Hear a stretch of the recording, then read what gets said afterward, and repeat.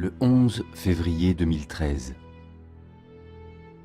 Un véritable séisme secoue le Vatican avant d'ébranler le reste du monde. À 20 heures, le pape Benoît XVI annonce qu'il renonce à son pontificat. À la fin de son discours, la foudre s'abat sur la coupole de la basilique Saint-Pierre. Dans la ville éternelle, personne n'est dupe. Dans les couloirs du Saint-Siège, dans les antichambres des appartements pontificaux, bien à l'abri des oreilles indiscrètes, on évoque un complot. La plupart des vaticanistes et des observateurs sont convaincus que le pape a été forcé à la démission. En toile de fond de cette renonciation historique, des crises et des scandales de tous ordres. L'un d'eux, auquel le pape Benoît XVI a voulu s'attaquer lorsqu'il a été élu le 19 avril 2005 pour succéder à Jean-Paul II. Il s'agit de la Banque du Vatican, au centre de l'intrigue qui a ébranlé le Saint-Siège. La réforme financière se heurte à de puissants intérêts divergents. La place de la Banque du Vatican dans la renonciation de Benoît XVI est importante. Pourquoi elle est importante? Parce que, tout simplement, le pape Benoît XVI a souhaité se confronter à cette question. L'IOR, l'Institut pour les œuvres de religion, la Banque du Vatican, est un organisme financier qui échappe à tout contrôle. Autonome, secrète, presque impénétrable par la justice.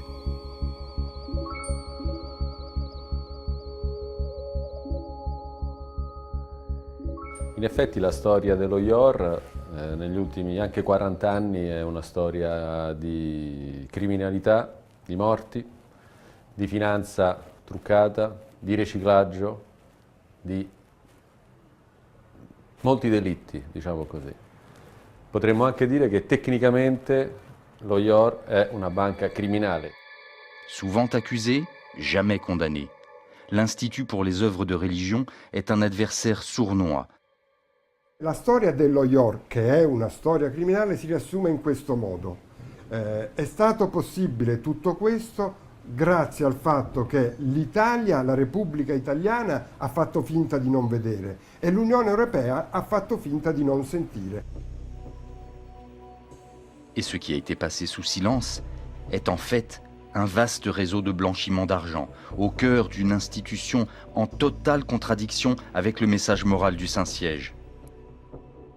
Sullo IOR si è combattuta una battaglia molto forte perché lo IOR è il terminale del riciclaggio di fondi neri. Lo IOR è stato e viene utilizzato per riciclare fondi sporchi, è stato in passato utilizzato anche per riciclare fondi della mafia.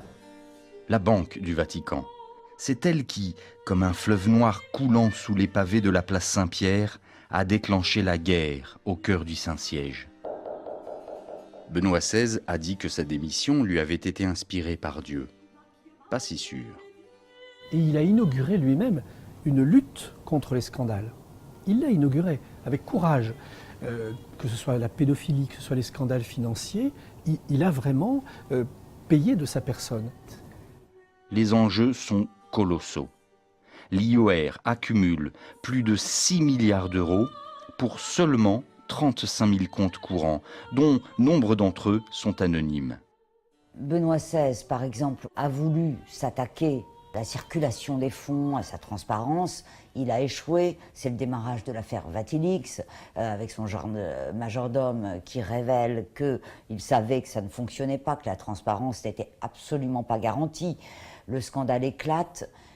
Qui peut s'attaquer à la transparence financière d'un État, et encore moins un pape? De toute façon, quels moyens de contrôle avait-il sur des manœuvres sans doute d'une complexité effrayante?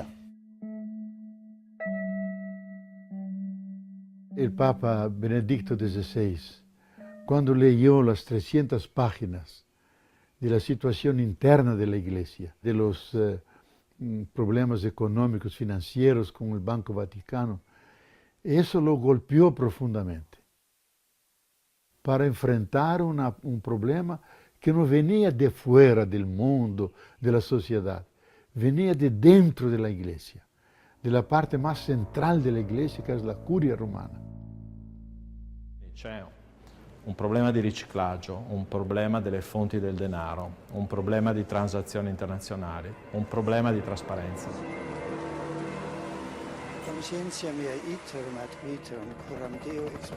Cette crise débouchera sur un nouveau conclave en mars 2013. D'où viendra le nouveau pape, François, le pape du bout du monde, argentin, le premier pape latino-américain et le premier non-européen de l'histoire. Annuncio vobis gaudium magnum, habemus papa. Un changement radical après des siècles de domination européenne. Il amène avec lui un immense espoir, un message renouvelé et un engouement qui se traduit chaque jour par une présence accrue des fidèles sur la place Saint-Pierre. Il y a aujourd'hui 3 fois plus de gens sur la place. Mais reste aussi une interrogation majeure. Va-t-il réussir là où Benoît XVI a échoué et réformer la banque? È una guerra finanziaria ed è una guerra per la morte o per la vita della Chiesa. È fondamentale la questione dello IOR, anzi è la prima e più importante questione che si trova ad affrontare Papa Francesco. La Chiesa si gioca la faccia con il mondo su questa questione dello IOR. L'argent, le système bancaire du Vatican. L'enjeu est de taille.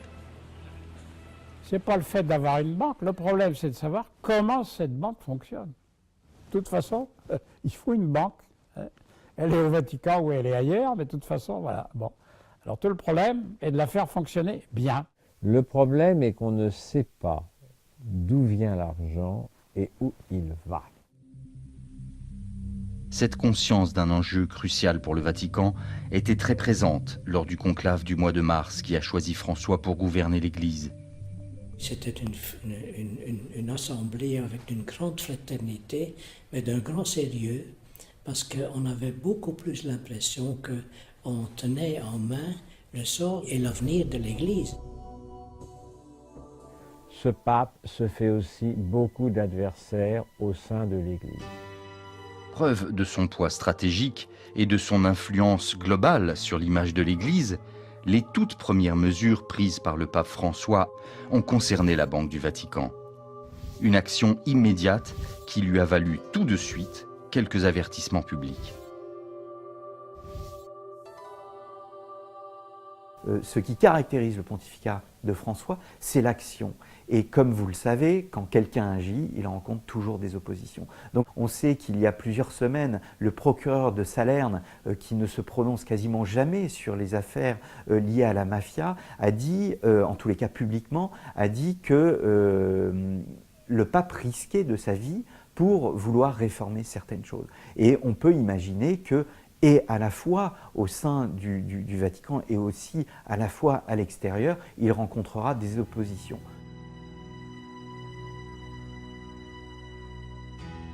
Sur l'aspect financier, eh bien, on sait que le pape ne va rien, non pas pardonner, parce qu'il a montré qu'il savait pardonner les choses, mais agir pour que le Saint-Siège et la Banque du Vatican soient irréprochables. Plus rien n'est comme avant au Vatican. Sa banque est en pleine réforme. Et François a déjà révolutionné la papauté. Le maître mot est désormais transparence. Mais le danger rôde toujours dans les couloirs du Saint-Siège. Les ennemis d'antan ne sont pas évaporés. Le nouveau pape ne veut pas dormir dans la chambre papale et décide de ne plus jamais dîner ou déjeuner seul. Hay un riesgo en la figura del Papa, porque la mafia cuando se siente agredida en su corazón puede cometer crímenes, eliminar personas. Entonces es muy inteligente que el Papa no viva en el Palacio Vaticano, sino en una casa de huéspedes, no coma solo, sino con muchas personas. Y ya lo declaró a unos en particular, en broma, pero en el fondo su convicción, que así es más difícil de envenenar. Puis je dirais quand même de faire attention. Je ne voudrais pas être chargé de la sécurité du pape François. Oh mon Dieu, non.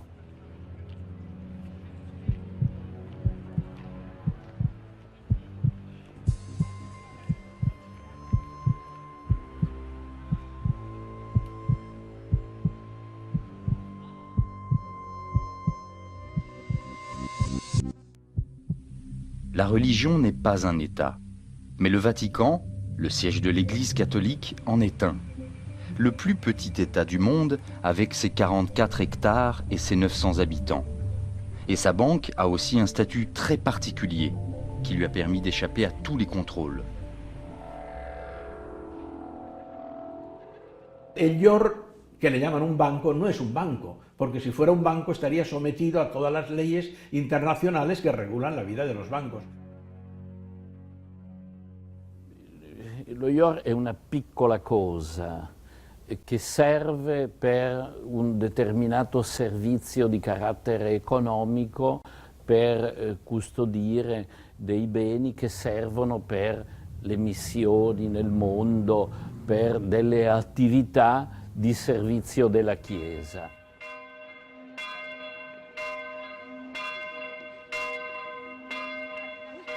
No es banco en tanto porque no está en el sistema bancario internacional. Tiene un asset financiero de 6.000 millones de euros, pero está obligado para hacer todo tipo de operaciones en el sistema financiero internacional, pasar a través de los bancos. Et n'étant pas vraiment une banque, elle peut presque tout se permettre.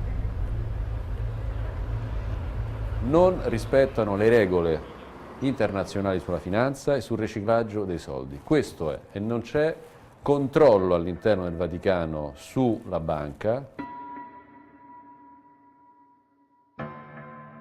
Non puoi essere la più grande autorità morale se poi hai la tua banca interna che funziona come un offshore al centro di Roma e che si prende i soldi dei delinquenti.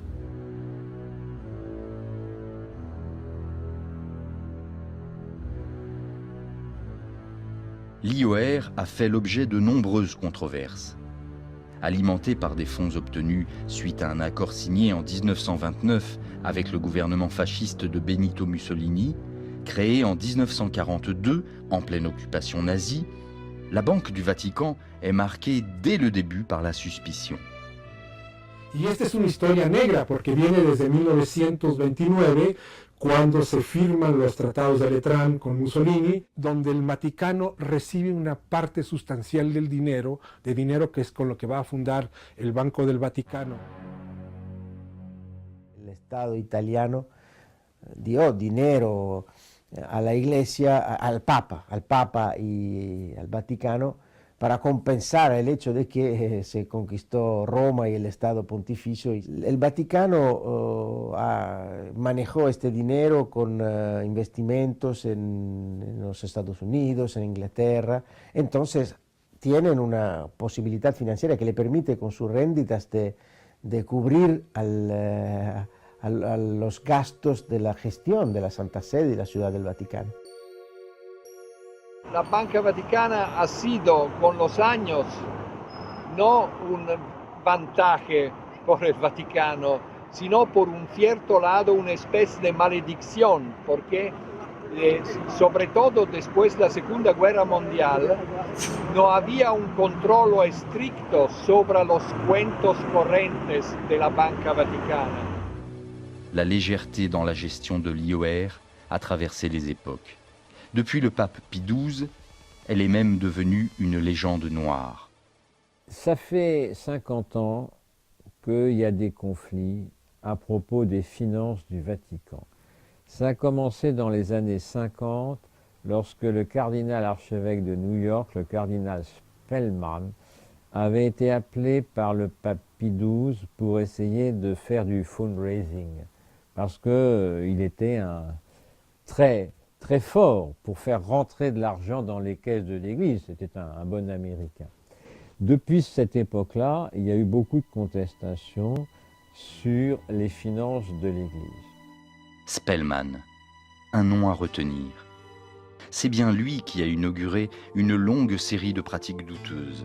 faux comptes bancaires, fondations caritatives inexistantes, mouvements d'argent suspects. Dans les années 60, le pape Paul VI va précipiter cette besogne en faisant entrer au cœur même du système financier du Vatican des personnages dignes du roman noir. Des banquiers corrompus, des hommes liés à la mafia. Son successeur, le pape Paul Ier, a cherché à réformer la banque. Il a été élu en août 1978, mais la vie ne lui a pas laissé le temps. Il est mort 1 mois après son arrivée sur le trône de pierre. Et puis, en 1978, arrive Jean-Paul II, le pape le plus populaire de l'histoire. Il va être l'accélérateur de l'histoire. Il était aussi populaire qu'obsédé par la lutte contre le communisme. Jean-Paul II fera de cette obsession l'axe politique de son pontificat. Et la Banque du Vatican deviendra le bras armé de cette croisade. Sous Jean-Paul II, la Banque du Vatican a servi à soutenir Solidarnosc et les ouvriers polonais catholiques en lutte contre le régime communiste. Au lieu d'assainir la banque et de renvoyer les hommes mis en place par Paul VI, Jean-Paul II les confirmera au poste. Le but était récolter de l'argent à tout prix. Lui era impegnato in una battaglia mortale. A un certo punto in Vaticano tutti quelli che potevano portare soldi, anche soldi della criminalità, lo facevano, ma senza che magari il Papa sapesse esattamente, perché a un certo punto non contava da dove arrivavano i soldi, contava dove andavano. Giovanni Paolo II era un Papa guerriero, era un Papa della guerra fredda, cioè un Papa che aveva, venendo dall'est, aveva come priorità quello di mantenere in vita la Chiesa sconfitta e tenuta sotto pressione dal regime comunista all'epoca. Wojtyła, come ha detto Gorbaciov, è l'uomo che ha vinto la guerra fredda senza sparare un colpo, anche con questi metodi. Quindi questo enorme flusso di denaro oltre cortina ha permesso che il muro di Berlino crollasse senza sparare un colpo.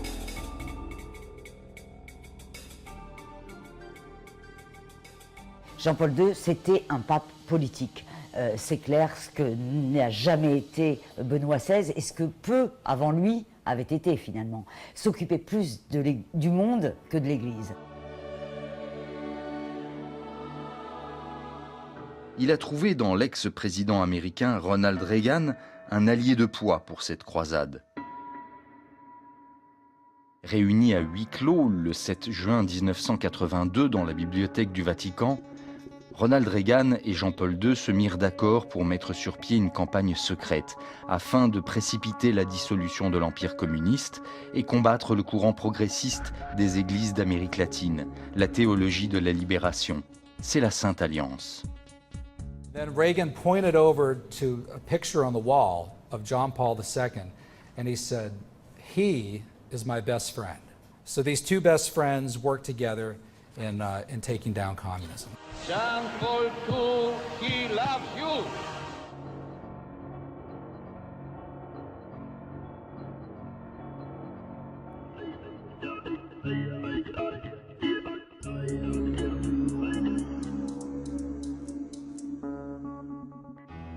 Cette politique n'aura pas été sans risque ni compromission. Recours aux paradis fiscaux, virements offshore, faux comptes, prête-noms, blanchiment d'argent, fraude fiscale, investissement hasardeux, mort suspecte, association avec des hommes liés au crime organisé. L'Amérique latine aura une place de choix dans cette stratégie de récolte de fonds. Jean-Paul II n'hésitera pas à pactiser avec les Légionnaires du Christ, cette congrégation religieuse de prêtres catholiques fondée en 1941 au Mexique par le père Marcial Maciel, est impliquée dans des abus sexuels massifs ainsi que des détournements de fonds. Tutto il Sud America è stato usato per operazioni di potere terribili. Non bisogna dimenticare per esempio che il primo viaggio di Giovanni Paolo II, appena eletto, è in Messico, è stato organizzato dai Legionari di Cristo. Quindi diciamo che l'America Latina, l'Argentina sono assolutamente fondamentali per capire il potere della finanza vaticana e come essa è stata usata. no tengáis miedo de mirarlo a él. Mirad al Señor. Parmi ces hommes liés au crime organisé, il y a Michele Sindona, le banquier criminel de Cosa Nostra, surnommé le requin. L'escroc piémontais et banquier Roberto Calvi, surnommé le banquier de Dieu, à la tête de la banque Ambrosiano. Cette banque italienne a été à l'origine de l'un des plus gros scandales impliquant la mafia et la Banque du Vatican. Un krach financier et 1 milliard de dollars évaporés dans la nature, dont une petite partie seulement, 240 millions de dollars, sera ultérieurement compensée par un versement du Vatican aux créanciers internationaux de la banque Ambrosiano. Sindona et Calvi étaient associés à Licio Gelli, le chef de la loge P2, un groupe de pouvoir associé à la Banque du Vatican, impliqué dans plusieurs affaires criminelles italiennes. Roberto Calvi, che ha utilizzato lo IOR per triangolare dei finanziamenti illegali all'estero e utilizzare poi quei finanziamenti in maniera che ancora non sappiamo. Lo IOR ha dei punti di appoggio, per esempio alle Bahamas, un punto importante alle Grand Cayman, poi ci sono le espansioni certamente in America Latina come in Venezuela, dove è stato riciclato negli anni 70 molto denaro, soldi che poi a volte dal Venezuela sono finiti investiti sul mercato azionario americano a New York. L'entrée en lice du mafieux Michele Sindona marquera le début des assassinats. Celui du juge Emilio Alessandrini, mort en mai 1979, après avoir reçu un rapport de 500 pages établi par 2 juges infiltrés dans la Banque du Vatican.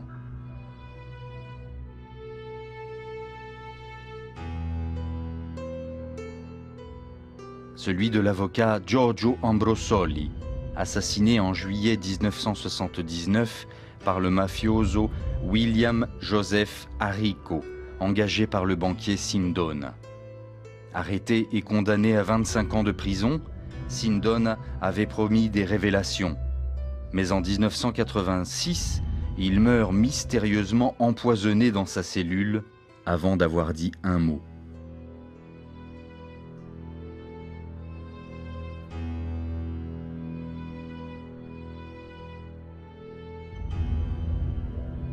Roberto Calvi a eu le même destin.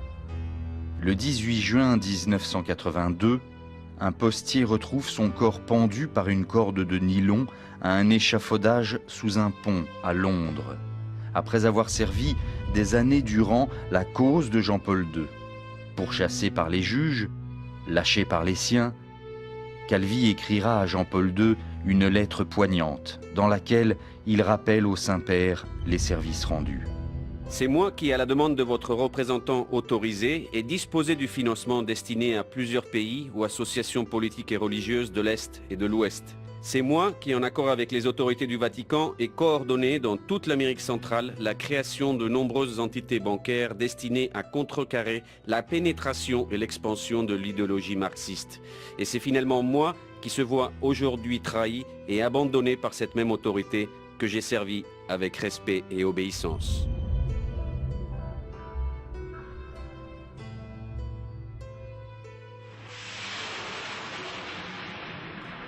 Calvi aveva rapporti in Argentina, non possiamo dimenticare che per esempio lui si occupò del finanziamento dei missili Exocet comprati dal governo francese. Calvi aveva rapporti in Nicaragua, dove aveva anche delle proprietà, aveva rapporti con i narcos, per i quali è emerso recentemente che lui ha riciclato denaro sporco.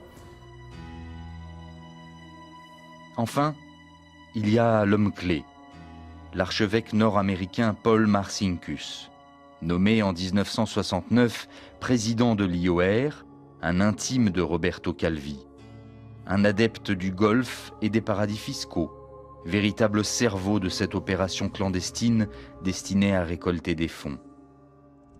Es alguien que se había formado en Chicago, en los bajos fondos de Chicago, había sido una especie como de golpeador. De algún momento se hizo sacerdote diocesano y en algún otro momento estuvo en el equipo que protegió a Paulo VI, era como guardaespaldas. Y en la India, que hubo un atentado a Paulo VI, él directamente lo salvó. Y eso lo proyectó con Paulo VI hacia el Banco del Vaticano. Él estableció relaciones con gente definitivamente mafiosa, directamente capos de la mafia. Ya lo de Marcinkus es como la explosión mediática, digamos, de lo que ya venía desde tiempos de Mussolini. Marcinkus, donc c'était aussi le clan de cette église du silence réunie, coalisée autour de Wojtyla à Rome. Donc ce petit clan, Marcinkus à la tête de l'IOR, l'Institut pour les œuvres religieuses, rattrapé par la loge P2 qui profitait alors évidemment de quelques entrées au Vatican grâce à lui pour faire tamponner finalement des documents les validant du sceau moral de l'Église catholique. Poursuivi par la justice italienne, il sera protégé par Jean-Paul II lorsque les juges délivreront un mandat d'arrêt contre lui. Marcinkus diceva che non si amministra la Chiesa con le Ave Maria e aveva ragione. Il problema è un problema di trasparenza, non di ricchezza. Sindona in America, Calvi in Europa, erano riusciti praticamente a mettere in piedi un sistema in cui era possibile riciclare di tutto e di più. Au cours des 30 dernières années, la justice italienne a envoyé au Vatican de nombreuses commissions rogatoires, sans jamais obtenir la moindre réponse. Les organismes centraux de l'Église catholique sont affranchis de toute ingérence de la part de l'État italien, dit textuellement l'accord passé entre le Vatican et l'Italie. Toutefois, la justice a réussi à établir les faits. Il Banco Ambrosiano e lo IOR sono stati utilizzati da parte di Cosa Nostra e di sue articolazioni per il compimento di massicce operazioni di riciclaggio. Deux ennemis identifiés et combattus par l'argent sale. Le communisme en Europe et la théologie de la libération en Amérique latine. Cette peur du marxisme va conduire également le Vatican à avoir comme interlocuteurs les pires dictateurs de l'Amérique du Sud. Lì la Santa Sede aveva in Sud America errore che di trovarsi i comunisti nel giardino di casa. Quindi, ed è terribile questo, consideravano Pinochet o i militari argentini un male minore. Les finances ont entraîné le Saint-Siège dans le sillage d'une histoire ancienne qui a éclaté au grand jour. Les secousses d'aujourd'hui sont la conséquence d'un héritage, celui de son prédécesseur, Jean-Paul II, que Benoît a voulu en vain éradiquer. Giovanni Paolo II ha lasciato una imbarazzante eredità a Ratzinger, che Ratzinger ha dovuto gestirla. Giovanni Paolo II si rende conto ad un certo punto di avere creato un mostro e il mostro ad un certo punto si è mangiato, ha fagocitato anche il Vaticano.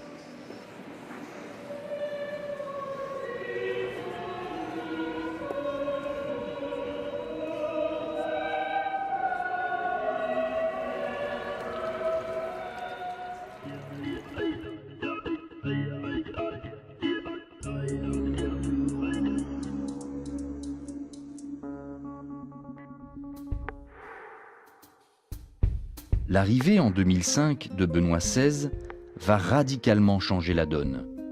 Ce pape peu populaire, injustement vilipendé par la presse, va entamer une profonde réforme des institutions financières du Saint-Siège. Sous des traits de théologien austère et conservateur, c'est en fait lui le vrai réformateur, le vrai progressiste. Sicuramente Benedetto XVI difatti è anche importante in questa pulizia dell'OIR, senza dubbio, lui è stato quello che ha cominciato. Le changement d'époque et de pratique se fera dans la douleur, dans un climat de guerre et de complot digne d'un film noir. La tâche était ardue. Il y avait derrière les années frauduleuses de Jean-Paul II. Et il y avait aussi la liberté totale dont jouissait la Banque du Vatican grâce à des complicités à la tête du pouvoir italien. In Italia lo IOR godeva, soprattutto durante la guerra fredda, di una sorta di franchigia morale e legale. Poteva fare quello che voleva in buona sostanza, perché la Banca d'Italia era sempre governata da personaggi molto vicini alla Chiesa Cattolica e al Vaticano. Rien n'illustre mieux cette complicité qu'une date, 1993, et un nom, le scandale Enimont.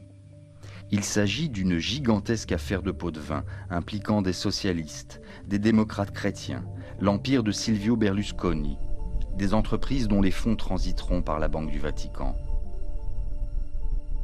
Attraverso lo IOR questi soldi sono stati puliti e restituiti ai politici. Tutti i partiti di governo erano implicati, usavano lo IOR per i soldi necessari alle campagne elettorali o ai fabbisogni personali.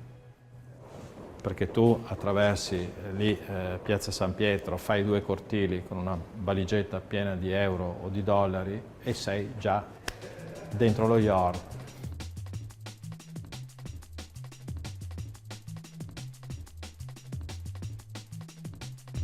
Il faut donc savoir utiliser l'argent.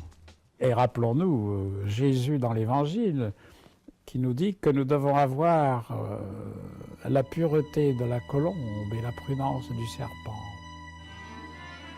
Des années durant, la Banque du Vatican aura été une machine intouchable pour blanchir de l'argent. Aujourd'hui, le problème persiste. Il trouve sa racine dans d'autres méthodes. Les comptes qui n'ont pas de nom. On ne sait pas à qui ils appartiennent, ni d'où vient l'argent.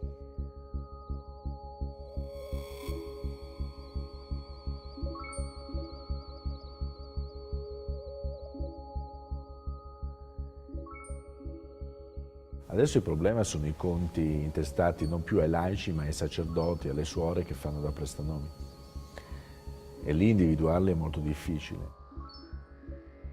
E questo conto spesso è un conto cifrato, è un conto anonimo. Même Matteo Messina Denaro, surnommé l'Invisible, le chef de la mafia sicilienne, avait un compte ouvert à l'IOR. Il problema è fare piazza pulita di questi conti, dietro i quali ci sono ancora delle persone molto potenti, che sono politici, mafiosi, industriali, finanzieri, banchieri.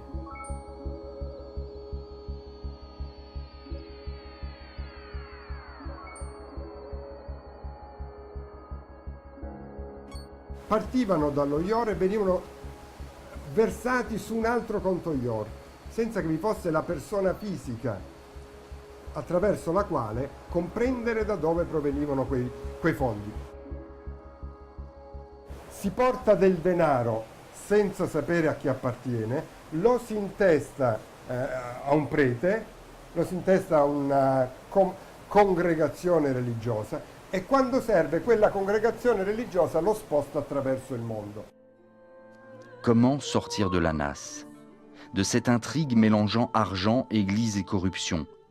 Comment redonner à l'Église la pureté de son message originel?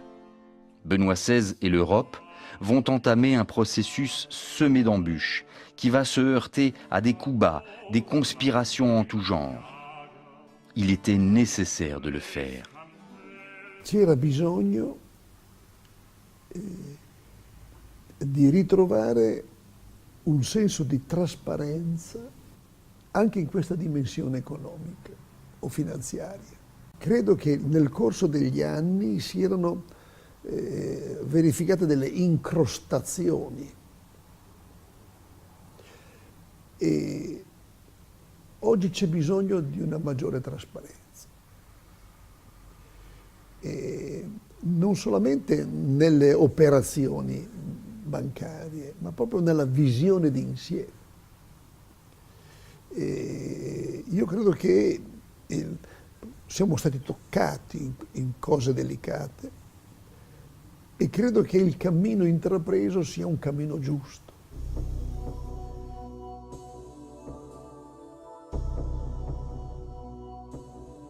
C'est ici que rentre en jeu l'Union européenne et son organisme de certification financière, le Moneval.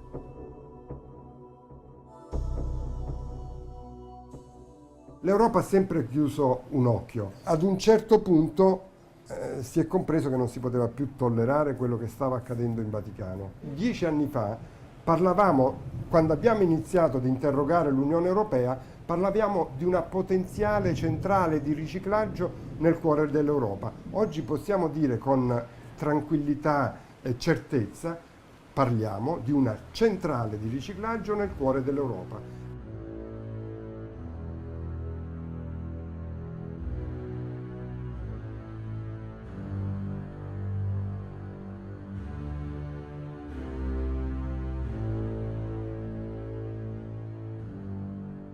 Tout commence avec un décret pontifical qui introduit un changement capital.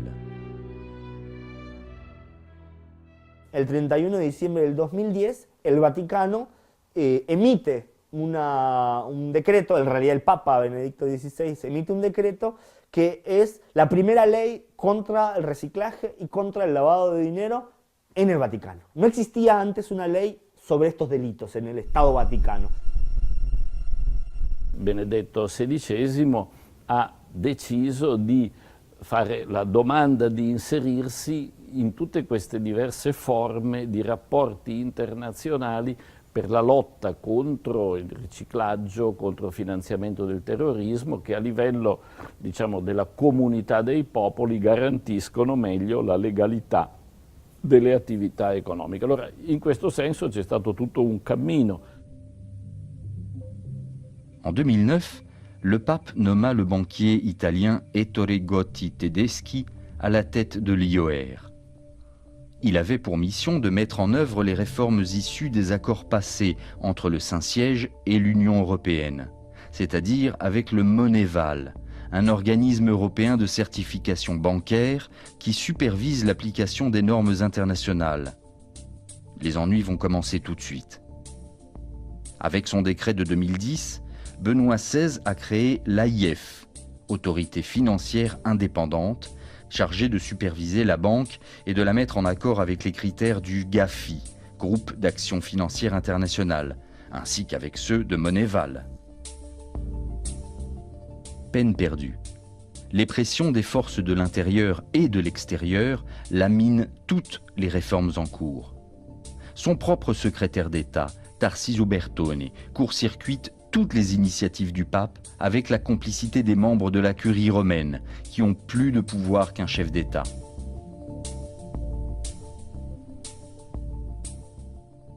In questi ultimi anni lo IOR ha tentato con Ettore Gotti Tedeschi di essere riformato e il Cardinal Bertone hanno fatto di tutto per non riformare lo IOR, per lasciarlo così com'era, così opaco e così nero come lo si conosceva.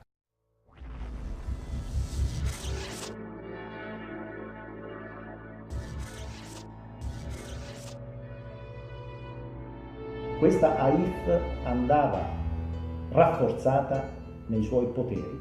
I poteri sono stati scritti ma non sono stati effettivi e soprattutto l'AIF non poteva controllare lo IOR. Ma il problema è stato la mancanza della legge e quando manca una legge ognuno di noi può avere la tentazione di operare fuori dalla legge. È un conflitto di poteri enormi, cioè in Vaticano in buona sostanza controllato e controllore sono la stessa persona e questo non, perché il Papa regna, ma a governare è il segretario di Stato che controlla tutto. Le puedo asegurar que sobre esto, yo comprendo que es un tema muy apasionante, se escriben muchas novelas, pero la mayoría no son ciertas, ¿eh? La mayoría no son ciertas, se lo aseguro. Nell'immaginario collettivo si parla moltissimo dello IOR, ma questo, diciamo, significa anche una non conoscenza reale di come funziona la struttura. Questo è un elemento in cui, diciamo, ci possono essere stati effettivamente degli inconvenienti perché non era ben attrezzato per lo sviluppo di tutte queste norme e di questi strumenti che oggi garantiscono in un modo più efficace il superamento dei problemi di illégalité nel campo économique. La Banque du Vatican était déjà mise à l'index des autorités financières internationales, et ce de manière répétée. Mais rien n'y fait. Le conflit entre des intérêts opposés éclate alors au grand jour. Tout est alors déballé dans la presse, à partir du livre de Gianluigi Nuzzi, où sont dévoilées les lettres secrètes de Benoît XVI. Des centaines de documents dont la version officielle dira qu'ils ont été volés par son majordome, Paolo Gabriele. Elles porteront un nom devenu célèbre, les Vatilix. Vatilix, forse per la prima volta, mostra la filigrana, la storia del Vaticano non con un approccio spirituale del lavoro e del messaggio del pastore, del Papa, ma come Stato. Il Vaticano è uno Stato e all'interno di questo Vaticano, di questo piccolo Stato, c'è molto potere di denaro, ci sono casi, denunce di corruzione, ci sono congiure, ma oggi ne abbiamo una fotografia nitida, ne abbiamo una ricostruzione documentale.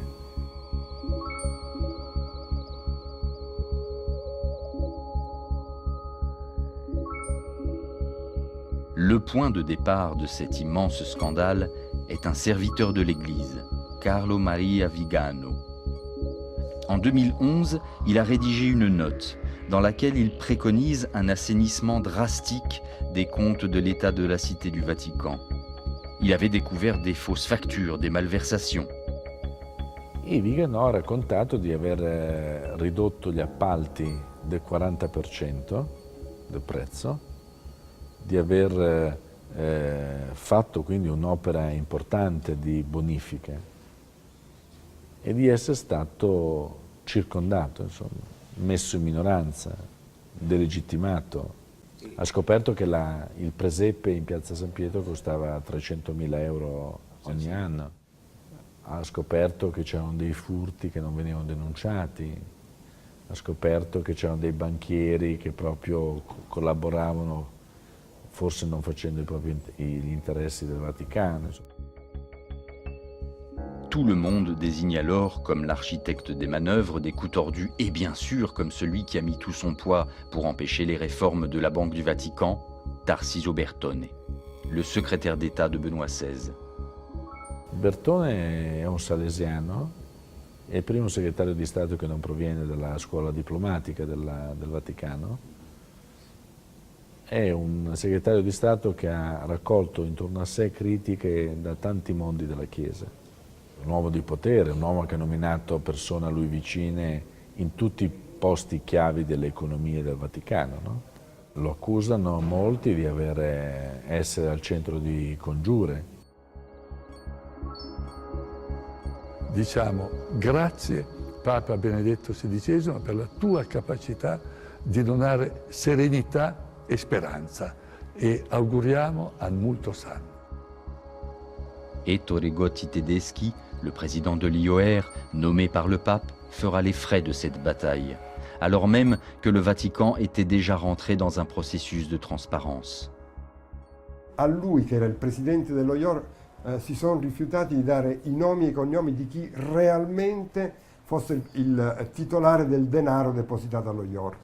Il Papa nomina Gotti Tedeschi, gli altri membri del Consiglio, gli altri amministratori lo fanno dimettere, ma è il Papa che comanda.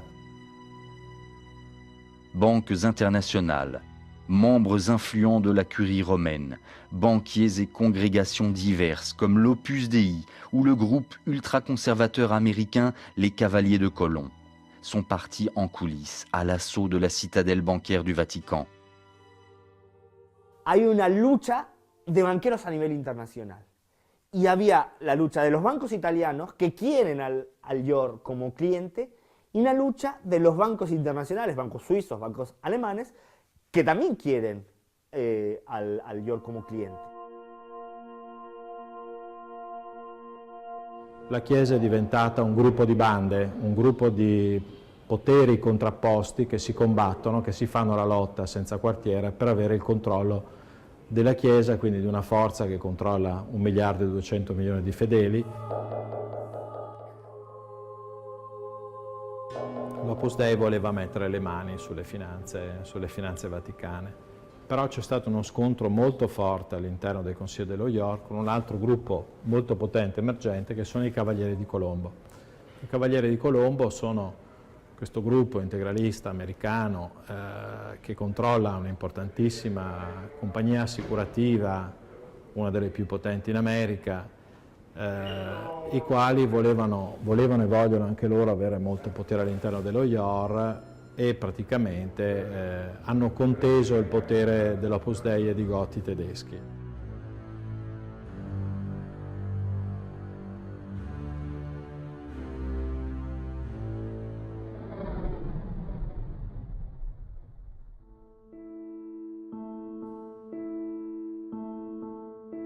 De cette histoire troublante, de cette guerre entre factions, est arrivé le nouveau pape François.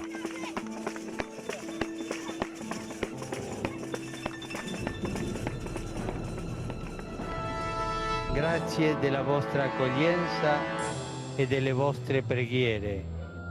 Avec sa prise de fonction en mars 2013, les choses se sont précipitées. Il a changé le message pour recadrer le comportement des serviteurs de Dieu. Il veut une église pauvre pour les pauvres, sans engagement politique.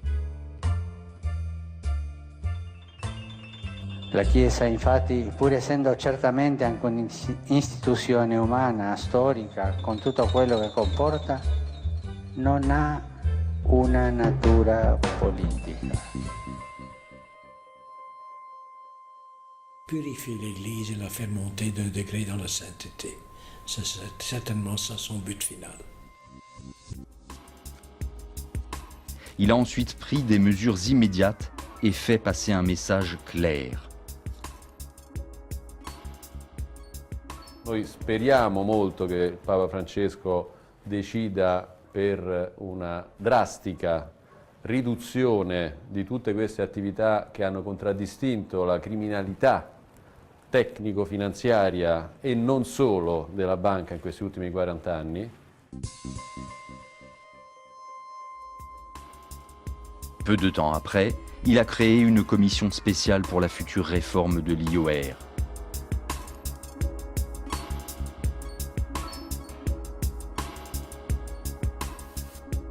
Et pour la première fois, le pape a permis à la police d'enquêter au cœur du système financier du Saint-Siège. Ceci a conduit à l'arrestation de Monseigneur Scarano, évêque de Salerne. Il était membre de l'APSA, administration du patrimoine du siège apostolique. Travaillant étroitement avec la Banque du Vatican, Scarano avait servi d'écran pour des virements suspects en provenance de Monaco, effectués à travers la Banque du Vatican, avec la complicité d'un agent des services secrets italiens et d'un trader. Il avait ouvert une dizaine de faux comptes pour faire circuler l'argent. Le caratteristiche dello IOR, sia banca, sia fondo di aiuto, sia qualsiasi cosa sia, trasparenza e onestà. Puis, le pape a poussé à la démission le directeur et le sous-directeur de la Banque du Vatican, tous deux représentants d'une époque opaque. Non si preoccupò dei problemi che potevano esserci. Et enfin, le coup qui paraît mettre fin à toute une époque, la démission du controversé secrétaire d'État Tarcisio Bertone. Il a été remplacé par Pietro Parolin, un diplomate qui était nonce du Vatican au Venezuela. Il est l'artisan de la réconciliation entre le Vatican et le gouvernement du défunt président vénézuélien Hugo Chavez. Depuis l'arrivée du pape François, la Banque du Vatican a entrepris un profond nettoyage de ses comptes. Plusieurs milliers de comptes ont été vérifiés. Le Moneval, dans son dernier rapport, encourage ces changements. Y nosotros hemos sabido de muchos sacerdotes, gente que trabaja en el Vaticano, que le están llamando constantemente por teléfono, pidiéndoles documentos, doble documentación, doble firma, porque hay que controlar a todos. Entonces, si faltan documentos, si falta identificación, tiene que haber quien se haga responsable de ese dinero, de tal manera que cuando el dinero circula a través del sistema financiero, se sabe quién es el responsable. Y ya ha habido una primera ola de cierre de cuentas. Si è intrapreso un cammino, credo che si sono già fatti dei passi molto seri in questa linea, penso però che ancora non è terminato il processo. Quindi credo che le decisioni finali ancora non sono state prese.